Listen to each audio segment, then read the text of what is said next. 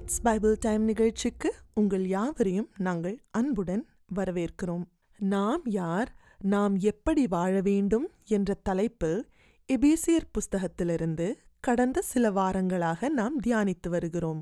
இன்றைக்கும் நாம் தொடர்ந்து We are the church, நாம் சபையாக இருக்கிறோம் என்ற தலைப்பில் எபேசியர் 2 மற்றும் 3 அதிகாரத்திலிருந்து டாக்டர் எபி நம்மோடு பகிர்ந்து கொள்ளுவார்கள். வாங்க கேட்கலாமா? கிறிஸ்துவுக்குள் நாம் யார் என்பதை குறித்து கடந்த 3 வாரமாக எபேசியருக்கு எழுதின நிருபத்திலிருந்து பார்த்து கொண்டே வருகிறோம். எபேசியர் 1 அதிகாரத்திலிருந்து We are saints and faithful in Christ Jesus, நாம் கிறிஸ்துவுக்குள் விசுவாசிகளாயிருக்கிற பரிசுத்தவான்கள். அடுத்தது எபேசியர் 2 அதிகாரம் வசனங்கள் 1 முதல் 10 வரைக்கும் We are saved by grace, நாம் கிருபையினாலே ரட்சிக்கப்பட்டோம் என்பதை குறித்து பார்த்தோம். அடுத்தது எபேசியர் 2 அதிகாரம் வசனங்கள் 11 முதல் 18 வரைக்கும் We are one in Christ, நாம் கிறிஸ்துவுக்குள் ஒன்றாயிருக்கிறோம் என்பதை குறித்து பார்த்தோம். இன்றைக்கு எபேசியர் 2 அதிகாரம் 19 வசனம் முதல் 22 வசனம் வரைக்கும், அதே போல எபேசியர் 3 அதிகாரத்திலிருந்தும் We are the church, நாம் சபையாக இருக்கிறோம். பாமாலையில் ஒரு அருமையான ஒரு பாடல் உண்டு. அந்த பாடல் என்னன்னா, சபையின் அஸ்திபாரம் நம் மீட்பர் கிறிஸ்துவே, சபையின் ஜன்மாதாரம் அவரின் வார்த்தையை, தம் மனவாட்டியாக வந்ததை தேடினார், தமக்கு சொந்தமாக மரித்ததை கொண்டார், எத்தேசத்தார் சேர்ந்தாலும் சபை ஒன்றே ஒன்றாம். இந்த பாடல் எழுதினவர் ஒரு Anglican priest, Samuel John stone. 1866 வருஷத்துல இந்த பாடல் எழுதினார். இந்த பாடலை இந்த பகுதியிலிருந்து தான் எழுதியிருக்கணும் அப்படின்னு சொல்லி நான் நம்புறேன். ஸோ இன்றைக்கு நம்ம We are the church, நாம் சபையாக இருக்கிறோம் என்பதை குறித்து சிந்திக்க போகிறோம். இந்த பகுதியிலிருந்து நான் 3 குறிப்புகளை எடுத்திருக்கிறேன். முதல் குறிப்பு We belong, நாம் சேர்ந்திருக்கிறோம். அடுத்த குறிப்பு We believe, நாம் விசுவாசிக்கிறோம். மூன்றாவது குறிப்பு We become, நாம் மாறுகிறோம். We belong, we believe, we become, நாம் சேர்ந்திருக்கிறோம், நாம் விசுவாசிக்கிறோம், நாம் மாறுகிறோம். முதலாவது, எந்த சபையை குறித்து நான் இதை சொல்றேன் அப்படின்னு சொல்லி உங்களுக்கு சொல்ல இருக்கிறேன். ஸோ இயேசுவானவர் 2 இடத்துல சபை, சர்ச் அப்படின்ற வார்த்தையை பயன்படுத்தியிருக்கிறார். அதை மத்தேயு 16 அதிகாரத்துல வாசிக்கிறோம். அதே போல மத்தேயு 18 அதிகாரத்திலையும் வாசிக்கிறோம். மத்தேயு 16 அதிகாரத்துல எந்த கான்டெக்ஸ்ட்ல வாசிக்கிறோம் என்றால், இயேசு கிறிஸ்து சீஷர்களை பார்த்து, மனுஷகுமாரனாகிய என்னை ஜனங்கள் யார் என்று சொல்லுகிறார்கள் அப்படின்னு சொல்லி கேட்கிறார். அப்போ சீஷர்கள் சொல்றாங்க, சிலர் உம்மை யோவான் ஸ்நானகன் என்றும், சிலர் எலியா என்றும், எரேமியா என்றும், தீர்க்கதரிசிகளில் ஒருவர் என்றும் சொல்லுகிறார்கள் அப்படின்னு சொல்லி. சரி, அவங்க சொல்லட்டும், அப்படி நீங்கள் என்னை யார் என்று சொல்லுகிறீர்கள் அப்படின்னு சொல்லி கேட்கும்போது பேதுரு சொல்றாரு, என்ன சொல்றாரு? நீர் ஜீவனுள்ள தேவனுடைய குமாரனாகிய கிறிஸ்து. இந்த வார்த்தையை சொன்ன உடனே நீ பாக்கியவான் அப்படின்னு சொல்லி இயேசுவானவர் சொல்றாரு. அடுத்தது மத்தேயு 16:18 வாசிக்கிறோம், நான் உனக்கு சொல்லுகிறேன். இயேசு கிறிஸ்து பேதுருவை பார்த்து சொல்றாரு, நான் உனக்கு சொல்லுகிறேன், நீ பேதுருவா இருக்கிறாய், இந்த கல்லின் மேல் என் சபையை கட்டுவேன், பாதாளத்தின் வாசல்கள் அதை மேற்கொள்வதில்லை. ஸோ இங்கே இயேசுவானவர் சபையை குறித்து சொல்லியிருக்கிறார், இந்த கல்லின் மேல் என் சபையை கட்டுவேன். இந்த சபை அப்படின்னு சொல்லும்போது இது வேர்ல்ட் வைட் சர்ச், உலகளாவிய திருச்சபை. இந்த திருச்சபையில இயேசு கிறிஸ்துவை சொந்த இரட்சகராக ஏற்றுக்கொண்ட அத்தனை பேரும் அங்கத்தினர்களாக இருக்கிறாங்க. அடுத்தது மத்தேயு 18 அதிகாரத்திலையும் இயேசுவானவர் சபை என்கிற வார்த்தையை பயன்படுத்தியிருக்கிறார். அங்க 18ஆம் அதிகாரத்துல வாசிக்கிறோம். 15ஆம் வசனத்துல, உன் சகோதரன் உனக்கு விரோதமாக குற்றம் செய்தால் அவனிடத்தில் போய் நீயும் அவனும் தனித்திருக்கையில் அவன் குற்றத்தை அவனுக்கு உணர்த்து. அவன் உனக்கு செவி கொடுத்தால் உன் சகோதரனை ஆயத்தப்படுத்தி கொண்டாய். அவன் செவி கொடாமல் போனால் 2-3 சாட்சிகளுடைய வாக்கினாலே சங்கதிகள் எல்லாம் நிலைவரப்படும்படி 2 உன்னுடனே கூட்டிக் கொண்டு போ. அப்படி 2 பேர் 3 பேர் வச்சு சமாதானப்படுத்த முடியலன்னா 17ஆம் வசனத்துல, அவர்களுக்கும் அவன் செவி கொடாமல் போனால் அதை சபைக்கு தெரியப்படுத்து. இந்த இடத்துல சபை என்று இயேசுவானவர் பயன்படுத்தியிருக்கிறது நிச்சயமாக உலகளாவிய திருச்சபை குறித்து சொல்லல. ஒரு 2 பேருக்குள்ள வித்தியாசங்கள் வரும்போது அதை எல்லா விசுவாசிகளையும் வைத்து டீல் பண்ணணும் அப்படின்னு சொல்லல. இது லோக்கல் சர்ச், ஒரு இடத்துல கூடி வரக்கூடிய ஒரு விசுவாசிகள், அவர்களுடைய திருச்சபை குறித்து சொல்றார்.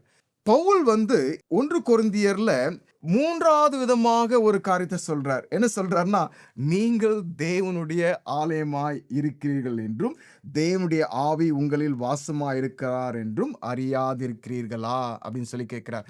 ஸோ உலகளாவிய திருச்சபை அது ஒரு சபை.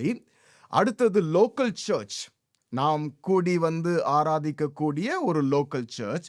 அடுத்தது விசுவாசிகளாகிய நானே தேவனுடைய ஆலயமாயிருக்கிறோம். இந்த எபேசியர் 2ஆம் அதிகாரத்திலும் சரி 3ஆம் அதிகாரத்திலும் சரி நாம் பார்க்கக்கூடியது தனி நபரை ஆலயமாக சொல்வது அல்ல. அதே போல ஒரு லோக்கல் சர்ச்சும் கிடையாது. இது உலகளாவிய திருச்சபை.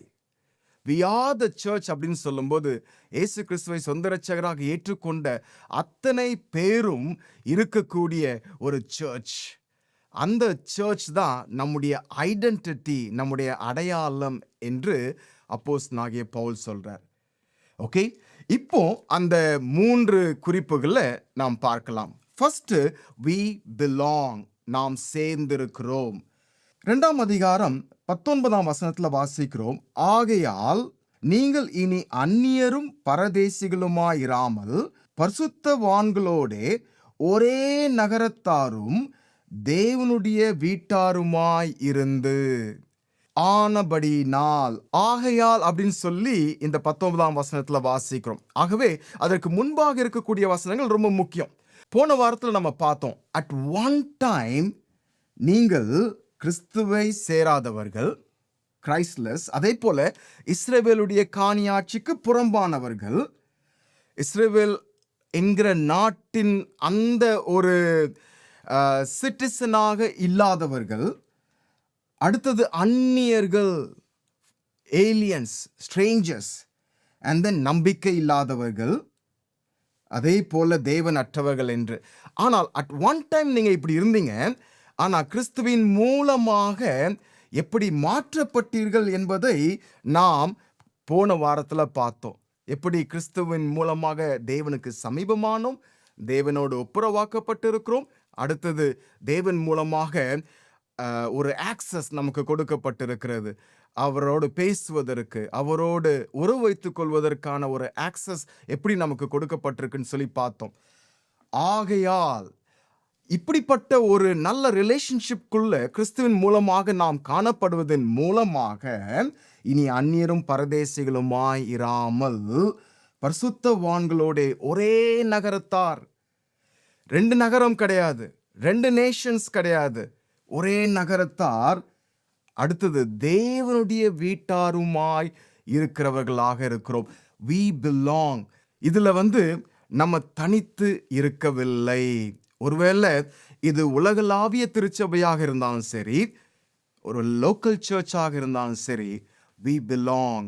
திருச்சபை அப்படின்னு சொல்லும்போது இந்த ஒரு காரியம் நிச்சயமாக இருக்க வேண்டும்.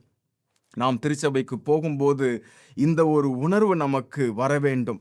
அப்படி என்றால் எல்லா விசுவாசிகளும் இதை அறிந்து இதை அடையாளமாக வைத்து கொள்ளும் போதுதான் திருச்சபைக்கு வரக்கூடிய ஒவ்வொருவரும் yes, I belong to this church என்கிற ஒரு உணர்வை பெற்றுக்கொள்ள முடியும். தேவனோடு நாம் ஒப்புரவாக்கப்பட்டிருப்பதனால we belong அப்படின்றது ஒரு பக்கம். அதே போல இப்படி தேவனோடு ஒப்புரவாக்கப்பட்டவர்கள் அப்படி திருச்சபையாக இருப்பதனாலும் கூட நாம் சேர்ந்து காணப்படுகிறவர்களாக இருக்கிறோம். we belong. அடுத்தது முக்கியமான காரியம், we are the church அப்படின்னு சொல்லும்போது we believe. அதை 20ஆம் வசனத்துல வாசிக்கிறோம். அப்போஸ்தலர் தீர்க்கதரிசிகள் என்பவர்களுடைய அஸ்திபாரத்தின் மேல் கட்டப்பட்டவர்களுமாயிருக்கிறீர்கள், அதற்கு இயேசு கிறிஸ்து தாமே மூளைக்கல்லாயிருக்கிறார். ஸோ இதுல 3 குறிப்பை நான் உங்களுக்கு சொல்ல இருக்கிறேன். we believe, நாம் விசுவாசிக்கிறோம். எதை விசுவாசிக்கிறோம்? நாம் தேவனுடைய சபையாக இருக்கிறோம். எதை விசுவாசிக்கிறோம் அப்படின்னு சொல்லி பார்க்கும்போது ஃபர்ஸ்ட் குறிப்பு இதுல இயேசு கிறிஸ்து தாமே மூளைக்கல்லாய் இருக்கிறார். we believe that Christ is the cornerstone. மூளைக்கல் அப்படின்னு சொல்லும்போது அந்த கல் முக்கியமான ஒரு கல். அந்த கட்டிடத்தை கட்டுவதற்கு, அந்த பில்டிங்கை கட்டுவதற்காக வைக்கப்படக்கூடிய ஒரு முக்கியமான கல். அந்த கல் இல்லைன்னா அதன் மேல கட்டப்பட்ட ஒவ்வொரு கற்களும் அது கீழே விழுவதற்கான வாய்ப்பாக அமைந்துவிடும். மூளைக்கல், cornerstone. we believe that Jesus Christ is the cornerstone. ஆகவே இந்த இயேசு கிறிஸ்து அப்படின்னு சொல்லும்போது அவருடைய பிறப்பு, அவருடைய ஊழியம், அவருடைய மரணம், அவருடைய பாடுகள், அவருடைய மரணம், அவருடைய உயிர்த்தெழுதல், அவர் பரமேறுதல், இது இல்லாமல், இதை நம்ம சுவிசேஷம் என்று சொல்லலாம். இந்த சுவிசேஷம் இல்லாமல் ஒரு சபை இருக்கவே முடியாது. இந்த இயேசு கிறிஸ்து மூளைக்கல்லாயிருக்கிறார் என்பதை விசுவாசிக்கிறோம். இதை நம்ம டைலூட் பண்ணவே முடியாது. இது சுவிசேஷம். அடுத்தது 2வது, நாம் எதை விசுவாசிக்கிறோம் என்று சொல்ல வேண்டும் என்றால், அப்போஸ்தலர் தீர்க்கதரிசிகள் என்பவர்களுடைய அஸ்திபாரத்தின் மேல் கட்டப்பட்டது. The apostles and prophets are the foundation. கிறிஸ்து மூளைக்கல்லாய் இருக்கிறார். அடுத்தது அப்போஸ்தலர்கள் தீர்க்கதரிசிகள் ஃபவுண்டேஷனாக இருக்கிறாங்க, அஸ்திபாரம். அது அவர்கள் மீதுதான் கட்டப்பட்டது சபை. இந்த இடத்துல அப்போஸ்தலர்கள் தீர்க்கதரிசிகள் அப்படின்னு சொல்லும்போது இது ஒரு தனி நபரை குறித்தோ அல்லது அவருடைய ஆபீஸ் குறித்தோ அல்ல. இது அவங்க மூலமாக நமக்கு கொடுக்கப்பட்ட இந்த வேத வசனம். அடுத்தது அந்த வேத வசனத்தின் மூலமாக நமக்கு கொடுக்கக்கூடிய டீச்சிங்ஸ். இதுதான் அஸ்திபாரம், சுவிசேஷம். இயேசு கிறிஸ்து மூளைக்கல்லாய் இருக்கிறார். அடுத்தது தீர்க்கதரிசிகளின் மூலமாக தான் தேவன் அவருடைய வார்த்தையை ஜனங்களுக்கு கொடுத்தார். புதிய ஏற்பாடுல வரும்போது அப்போஸ்தலர்கள் மூலமாக அவருடைய வார்த்தையை ஜனங்களுக்கு கொடுத்தார். ஆகவே இந்த அப்போஸ்தலர்கள் தீர்க்கதரிசிகள் அவர்கள் மீது கட்டப்பட்டது அப்படின்னு சொல்லும்போது ஆண்டவருடைய வார்த்தை. இதை குறித்து தான் 1 தீமோத்தேயுல பவுல் சொல்லும்போது திருச்சபைக்கு எது தூணும் ஆதாரமா இருக்குன்னு சொல்றாரு? சத்தியம், வசனம். வசனம்தான் திருச்சபைக்கு தூணும் ஆதாரமாய் இருக்கிறது.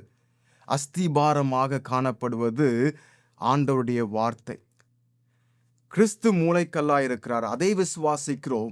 அடுத்தது அப்போஸ்தலர்கள் தீர்க்கதரிசிகள், அவர்கள் ஃபவுண்டேஷன், அஸ்திபாரங்களாக இருக்கிறார்கள். இதையும் நாம் விசுவாசிக்கிறோம். 3வது, திருச்சபை என்று நாம் சொல்லும்போது, சபை அப்படின்னு சொல்லும்போது இது மனிதர்களால உருவாக்கப்பட்டது அல்ல, இது தேவன் மூலமாக ஏற்படுத்தப்பட்டது. 3ஆம் அதிகாரத்துல வாசிக்கிறோம். எபேசியர் 3ஆம் அதிகாரம் 10ஆம் வசனத்திலிருந்து நான் வாசிக்கிறேன். உன்னதங்களில் உள்ள துரைத்தனங்களுக்கும் அதிகாரங்களுக்கும் அவருடைய அனந்த ஞானமானது சபையின் மூலமாய் இப்பொழுது தெரிய வரும் பொருட்டாக இயேசு கிறிஸ்துவை கொண்டு எல்லாவற்றையும் சிருஷ்டித்த தேவனுக்குள்ளே ஆதி காலங்கள் முதல் மறைந்திருந்த இரகசியத்தினுடைய ஐக்கியம் இன்னதென்று எல்லாருக்கும் வெளிப்படையாக காண்பிக்கிறதற்கு இந்த கிருபை எனக்கு அளிக்கப்பட்டிருக்கிறது அப்படின்னு சொல்றாரு. 9ஆம் வசனத்துல வாசிக்கும் போது, தேவன் நம்முடைய கர்த்தராகிய இயேசு கிறிஸ்துவுக்குள் கொண்டிருந்த அநாதி தீர்மானத்தின்படியே சபையின் மூலமாய் ஆதி காலங்கள் முதல். இங்க அந்த ரகசியம் என்று சொல்வது என்னன்னா, பவுல் புறஜாதியாரும் இயேசு கிறிஸ்துவை ஏற்றுக்கொள்வார்கள், புறஜாதியாரும் இயேசு கிறிஸ்துவை ஏற்றுக்கொண்டு இணைந்தவர்களோடு இணைக்கப்படுவாங்க. அந்த ரகசியம். அதற்காக தான் நான் ஊழியக்காரனாக இருக்கிறேன் அப்படின்னு சொல்லி தான் எபேசியர் 3ஆம் அதிகாரத்தில் துவக்கத்தில் எழுதுறார்.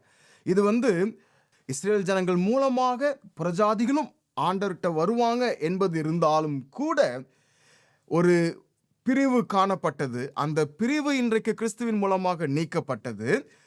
இன்றைக்கு புறஜாதியார் மத்தியில் ஊழியம் செய்வதற்காகவே கர்த்தர் என்னை அழைத்தார் அப்படின்னு சொல்லி பவுல் இதில் சொல்லிட்டு, அவர்களும் இந்த சபையில் இணைக்கப்பட்டது ஆதியில தீர்மானம் பண்ணினபடியே அப்படின்னு சொல்லி சொல்றார். ஸோ சபை அப்படின்னு சொல்லும்போது இது பிளான் பி அல்ல, இது plan A, God's eternal plan. இந்த சபைக்கான ப்ளூ பிரிண்ட், வரைபடம் அப்படின்னு சொல்லி சொல்லும்போது God's eternal plan is the blueprint. தேவனுடைய நித்திய திட்டமே சபையின் வரைபடம். இதையும் நாம் விசுவாசிக்கிறோம். கிறிஸ்து மூளைக்கல்லா இருக்கிறார், அதை விசுவாசிக்கிறோம். அப்போஸ்தலர்கள், தீர்க்கதரிசிகள் அவர்கள் அஸ்திபாரமாக இருக்கிறார்கள், அதையும் விசுவாசிக்கிறோம். திருச்சபை என்பது கடவுளுடைய நித்திய ஒரு பிளான், இட்டர்னல் பிளான், அதையும் விசுவாசிக்கிறோம். we belong, we believe. நாம் சேர்ந்திருக்கிறோம். அடுத்தது நாம் விசுவாசிக்கிறோம். மூன்றாவது இறுதியாக we become, நாம் மாறுகிறோம். அதை குறித்து எபேசியர் 2ஆம் அதிகாரத்தில் வாசிக்கிறோம். 21ஆம் வசனத்தில், அவர் மேல் மாளிகை முழுவதும் இசைவாய் இணைக்கப்பட்டு கர்த்தருக்குள் பரிசுத்த ஆலயமாக எழும்புகிறது. அவர் மேல் நீங்களும் ஆவியினாலே தேவனுடைய வாசஸ்தலமாக கூட்டி கட்டப்பட்டு வருகிறீர்கள். ஸோ இந்த வசனத்தை வச்சு பார்க்கும்போது we become அப்படின்னு சொல்லி நான் எதுக்கு சொல்றேன், நான் மாறுகிறோம் அப்படின்னு சொல்லி எதற்கு சொல்லுகிறேன் அப்படின்னா, நம்ம we are a work in progress. நம்ம ஒரு முற்று பெற்ற ஒரு அனுபவத்துக்குள்ளாக வரல. ஸோ முதல்ல இந்த 2 வசனத்தில் நம்ம பார்க்கக்கூடியது என்னன்னா, நம்ம ஒரு ஒர்க் இன் ப்ராக்ரஸ் அப்படின்னு சொல்லி நம்ம பார்க்குறோம். அடுத்தது நாம் பார்க்கக்கூடியது we have a purpose.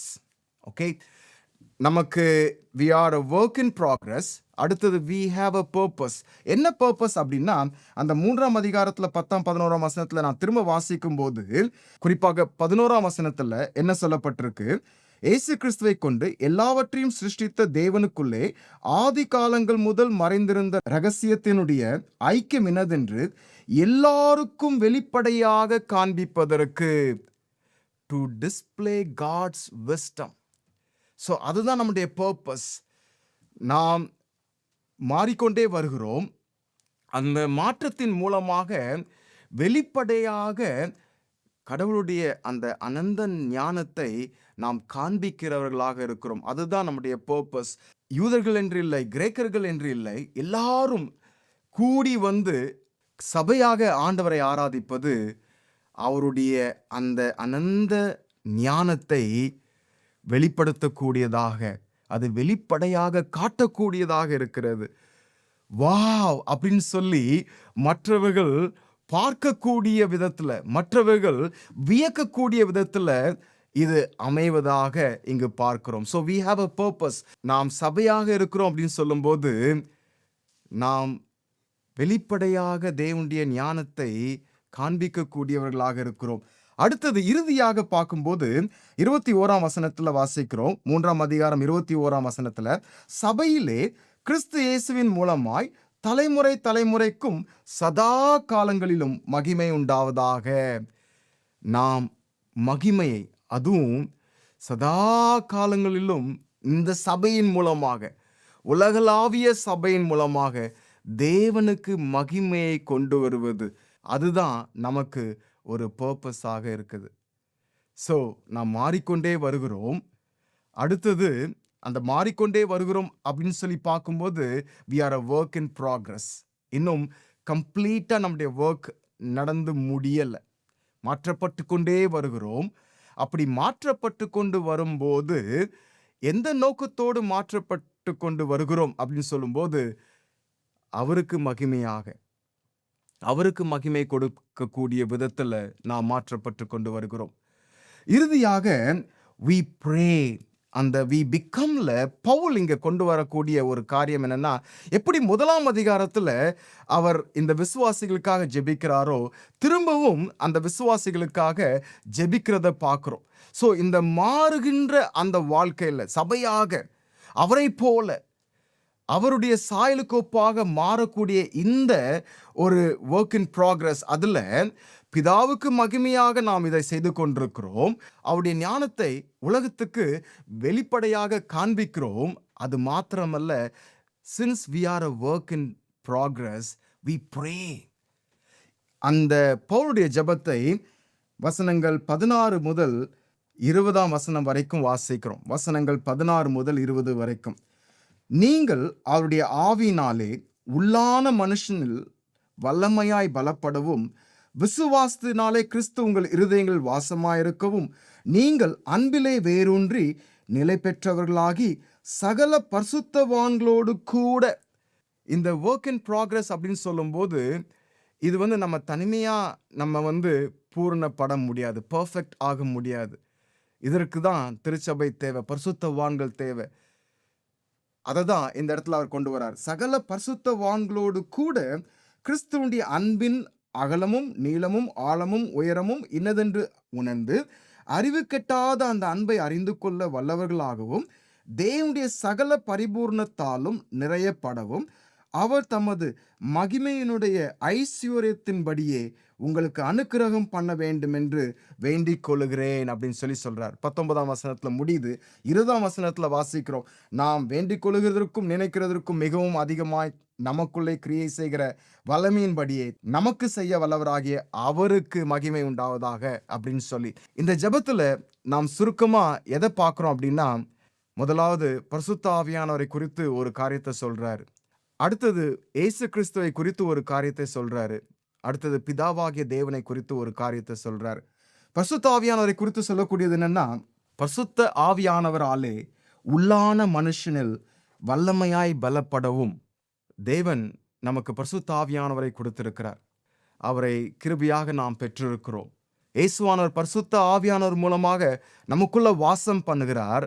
அந்த பரிசுத்த ஆவியானவர் மூலமாக நாம் பலப்பட வேண்டும். இந்த ஒர்க் இன் ப்ராக்ரஸ்க்கு அது மிகவும் அவசியம். நம்ம ஸ்ட்ரென்தன் பண்ணப்பட வேண்டும், இல்லைன்னா வீக்காக காணப்படுவோம், நாம் பலவீனம் உள்ளவர்களாக காணப்படுவோம். அடுத்தது இயேசு கிறிஸ்துவை குறித்து சொல்லும்போது, விசுவாசத்தினாலே கிறிஸ்து உங்கள் இருதயங்களில் வாசமாயிருக்கவும். எஸ், பரிசுத்த ஆவியானவர் மூலமாக இயேசு கிறிஸ்து நம்முடைய இருதயத்தில் வாசம் செய்கிறார். ஆனால் அவருடைய அன்பை நாம் புரிந்து கொள்ள வேண்டும். அகலம், ஆழம், உயரம், இதை நாம் புரிந்து கொள்ள வேண்டும் என்றால் ஐ திங்க் நம்முடைய லைஃப் டைம் போதாது. இதை நீங்கள் அறிந்து கொள்ள வேண்டும், உணர்ந்து கொள்ள வேண்டும், அனுபவிக்க வேண்டும் என்று பவுல் ஜெபிக்கிறார். கடைசியில் 19ஆம் வசனத்துல, தேவனுடைய சகல பரிபூர்ணத்தாலும் நிறையப்படவும். தேவனுடைய சகல பரிபூர்ணமும் இயேசு கிறிஸ்துவுக்குள்ளாக இருக்கு அப்படின்னு சொல்லி கொலோசியர்ல வாசிக்கிறோம். கிறிஸ்துக்குள் நாம் இருப்பதனால அது நமக்குள்ளவும் இருக்குது. ஆனா நாம் அதை அனுபவமாக தொடர்ந்து பெற்றுக்கொண்டே இருக்க வேண்டும். அப்படி நாம் இதை ஜெபமாக செய்யும் போது நாம் கிறிஸ்துவை போல மாற முடியும். சபையாக நாம் சேர்ந்திருக்கிறவர்களாக மாத்திரமல்ல, நாம் விசுவாசிக்கின்றவர்களாக, அது மாத்திரமல்ல, அவரை போல மாறுகின்றவர்களாக, ஒரு நோக்கத்தோடு அவருக்கு மகிமை கொண்டு வருகிறவர்களாக, அவருடைய ஞானத்தை மற்றவர்களுக்கு வெளிப்படுத்தக்கூடியவர்களாக வாழ்வோம். We are the church. நாம் சபையாக இருக்கிறோம். சபை அப்படின்னு சொல்லும்போது இந்த 3 காரியமும் நிச்சயமாக இருக்க வேண்டும். எஸ், இது உலகளாவிய சபையை குறித்து பவுல் சொல்றார். ஆனால் இது லோக்கல் திருச்சபையாக இருந்தாலும் சரி, தனிப்பட்ட ஒரு சபையாக பரிசுத்த ஆவியானவர் தங்கும் ஒரு ஆலயமாக இருந்தாலும் சரி, we are a work in progress and we have a purpose. And then அந்த purpose நிறைவேற வேண்டும் என்றால் we need to pray. இந்த ஜெபம் நம்முடைய வாழ்க்கையில் காணப்பட வேண்டும். ஒருவேளை கன்ஸ்ட்ரக்ஷன் நடந்து கொண்டிருக்கிற ஒரு இடத்துக்கு நீங்கள் போய் பார்த்தீங்க அப்படின்னா, அந்த இடத்துல பில்டிங் இன்னும் ஃபுல்லாக கட்டப்பட்டிருக்காது. அங்கங்கே டஸ்ட் இருக்கும். கட்டுமான பணிக்காக அவங்க பயன்படுத்தக்கூடிய டூல்ஸ்லாம் ஒரு பக்கம் இருக்கும். சிமெண்ட் ஒரு பக்கம் இருக்கும். செங்கல் ஒரு பக்கம் இருக்கும். அடுத்தது அந்த சாரம், அந்த பில்டிங் கட்டுவதற்காக போடப்பட்ட ஒரு சாரம் அப்படியே இருக்கும். இதெல்லாம் பார்க்கும்போது இது பெர்ஃபெக்ட் ஆகுமா, எப்போ இதை முடிப்பாங்க அப்படின்னு சொல்லி நம்ம யோசிப்போம். அதே போல தான் இன்றைக்கு சபை. நம்ம இன்னும் பெர்ஃபெக்ட் ஆகலை. இன்னும் நம்ம பரிபூர்ணமான ஒரு நிலைக்குள்ள வரல. நாம் சபையாக இருக்கிறோம். எஸ், பரிசுத்த ஆவியானவர் மூலமாக இயேசு கிறிஸ்து நம்மில் வாசம் செய்கிறார். அதன் மூலமாக நாம் சபையாக இருக்கிறோம். ஆனால் சபையாக நாம் பூரணப்பட வேண்டும் என்றால், சபையாக தேவனுடைய ஞானத்தை உலகத்துக்கு வெளிப்படையாக காட்ட வேண்டும் என்றால், தேவனுக்கு மகிமையாக வாழ வேண்டும் என்றால், we belong அப்படின்னு சொல்லி சாட்சியாக இருக்க வேண்டும் என்றால், I think we need to pray and we need to have this purpose in our mind. அதே போல நம்ம மறந்துடக்கூடாது, we are a work in progress. தொடர்ந்து ஆண்டவர் நம்ம கூட இருந்து அவருடைய அன்பை புரிந்து கொள்ளவும் அவருக்கு மகிமையாய் வாழவும் உதவி செய்ய வேண்டும் என்று ஜெபிக்கலாமா? அன்பின் பரலோக பிதாவே, உம்மை துதிக்கிறோம், உம்மை ஸ்தோத்திரிக்கிறோம். நாங்கள் சபையாக இருக்கிறோம், we are the church அப்படின்னு சொல்லி எங்களோடு நீர் பேசி நம்முடைய வார்த்தைகளுக்காக ஸ்தோத்திரம். உம்முடைய வேத வசனத்துக்காக ஸ்தோத்திரம். சபை அப்படின்னு சொல்லும்போது ஒன்றாக சேர்ந்திருக்கக்கூடிய ஒரு காரியம் இருக்க வேண்டும். அதே போல சபை அப்படின்னு சொல்லும்போது நாங்கள் கிறிஸ்துவை, சுவிசேஷத்தை விசுவாசிக்கிறவர்களாக, வேத வசனத்தை விசுவாசிக்கிறவர்களாக, திருச்சபை என்பது கடவுளுடைய பிளான், கடவுளுடைய திட்டம் என்பதை விசுவாசிக்கின்றவர்களாக காணப்பட ஜெபிக்கிறோம். அது மாத்திரமல்ல, we become, நாங்கள் மாறுகிறோம் என்பதை மறந்து விடாம தொடர்ந்து உம்முடைய நாமத்துக்கு மகிமைக்காக வாழவும், we are a work in progress. ஆகவே தொடர்ந்து இதற்காக ஜெபிக்கவும் எங்களுக்கு நீ உதவி செய்ய வேண்டும் என்று ஜெபிக்கிறோம். இயேசு கிறிஸ்துவின் இனிய நாமத்தில் ஜெபிக்கிறோம் ஜீவனுள்ள பிதாவே, ஆமென். இன்றைக்கும் எங்களோடு கூட இணைந்து ஆண்டவர் வார்த்தையை தியானிக்க வந்த உங்கள் யாவருக்கும் நன்றி. We will see you again next Saturday at 10 p.m. on Satyam TV. Until then, bye.